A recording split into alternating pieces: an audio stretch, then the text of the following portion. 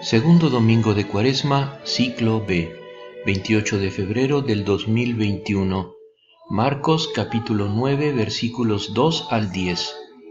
6 días después, Jesús tomó a Pedro, Santiago y Juan y los llevó a ellos solos a un monte elevado. Allí se transfiguró en presencia de ellos. Sus vestiduras se volvieron resplandecientes, tan blancas como nadie en el mundo podría blanquearlas. Y se les aparecieron Elías y Moisés conversando con Jesús. La liturgia de la palabra ha delineado dos escenas ante nuestros ojos: la de Abraham subiendo al monte del Señor para sacrificar allí a su hijo Isaac, y la de Jesús subiendo al monte para ser transfigurado. Aparentemente solo hay en común el paisaje y la montaña, porque por lo demás uno es un escenario de sacrificio, el otro es un escenario de glorificación. Sin embargo, si la liturgia ha reunido y comparado estas dos páginas de la Biblia, debe haber una razón profunda que debemos descubrir. En realidad, llegamos a descubrir que hay dos razones profundas, una cristológica y otra antropológica. De hecho, la palabra de Dios este domingo se presta a una doble lectura, una que nos habla de Cristo y otra que nos habla de todos nosotros. Las dos están íntimamente conectados.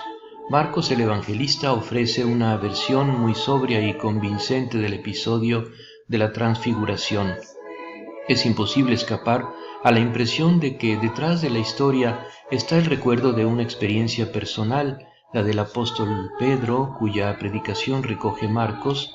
Los esquemas son tan simples y claros, y el estado de ánimo de Pedro se representa a la perfección. No sabía qué decir. Los eruditos discuten cómo explicar la transfiguración, si en clave histórica, si como una narración simbólica, o si como una experiencia interior y visionaria. Pero quizás sean discusiones superfluas, como si fuera posible catalogar con nuestras categorías habituales, historia, símbolo, visión, una experiencia claramente divina y sobrenatural, y que tiene una realidad infinitamente más profunda de lo que llamamos histórico. La certeza que los testigos quisieron comunicar a la Iglesia es que ese día Jesús se les apareció bajo una nueva luz en la que comprendieron por la revelación expresa del Padre quién era Jesús. Era como si la divinidad oculta del Verbo encarnado rompiese las paredes de su carne y brillase en toda su gloria. Dios hizo resplandecer la gloria divina que brilla en el rostro de Cristo, en el corazón de sus discípulos ese día. Señor Jesús, tú que, movido a compasión, después del anuncio de tu pasión y muerte, quisiste animar a tus discípulos con la contemplación de tu gloriosa divinidad, consuélanos en nuestras pruebas y tribulaciones, para que siempre podamos alabarte con una vida fiel a tu servicio, que podamos pregustar el gozo del cielo, particularmente en tiempos de desánimo y de prosperidad. En el segundo punto meditamos. Pedro dijo a Jesús: Maestro, qué bien estamos aquí. Hagamos 3 carpas, una para ti, otra para Moisés y otra para Elías. Pedro no sabía qué decir porque estaban llenos de temor. Entonces una nube los cubrió con su sombra y salió de ella una voz: Este es mi Hijo muy querido, escúchenlo. De pronto miraron a su alrededor y no vieron a nadie sino a Jesús solo con ellos. Poco antes a la pregunta ¿quién es Jesús?, se había escuchado la respuesta del pueblo diciendo: un profeta, y de Pedro que dijo: el Mesías. Ahora escuchamos la respuesta del Padre: Este es mi Hijo amado. Sin embargo, da la impresión de que aquí no se agota el sentido de la transfiguración, es decir, en la manifestación de la gloria de Jesús, ese imperativo del Padre: escúchenlo. Se refiere a lo que Jesús va a decir, y lo que va a decir Jesús es que el Mesías debe sufrir mucho y ser despreciado, que debe morir y luego resucitar de entre los muertos. Por lo tanto, 2 cosas en el relato de la transfiguración nos recuerdan la experiencia de Abraham en la primera lectura. Jesús es el Hijo amado del Padre, como Isaac lo fue de Abraham, y este Hijo está destinado al sacrificio. En efecto, la realidad va más allá de la figura, porque Dios, a diferencia de Abraham, no tomó su mano en el último momento, no perdonó a su propio Hijo, sino que lo entregó por todos nosotros.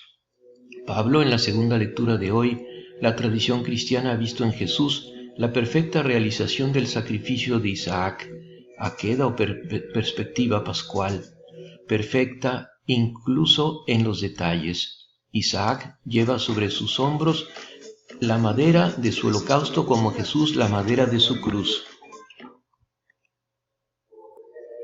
Isaac estaba atado como Jesús durante su pasión. El mismo monte de Dios en el que subió Abraham corresponde en la tradición bíblica al sitio de Jerusalén. He aquí, pues, lo que revela la lectura cristológica de la liturgia de hoy, que Cristo alcanzó su gloria, la transfiguración anticipa la resurrección a través del sufrimiento, inaugurándose así ese camino angosto que conduce a la vida. También dice que este sacrificio del Hijo sanciona un pacto nuevo y eterno entre Dios y los hombres, así como la disposición de Abraham de sacrificar a su Hijo había hecho posible el primer pacto. La lectura para nosotros, o en clave existencial, de toda esta historia, toma la forma de una gran tentación, de un por qué, nunca satisfecho. ¿No conoce Dios otro camino que el del sufrimiento? ¿Por qué este puente de suspiros entre nosotros y la gloria, entre nosotros y la felicidad?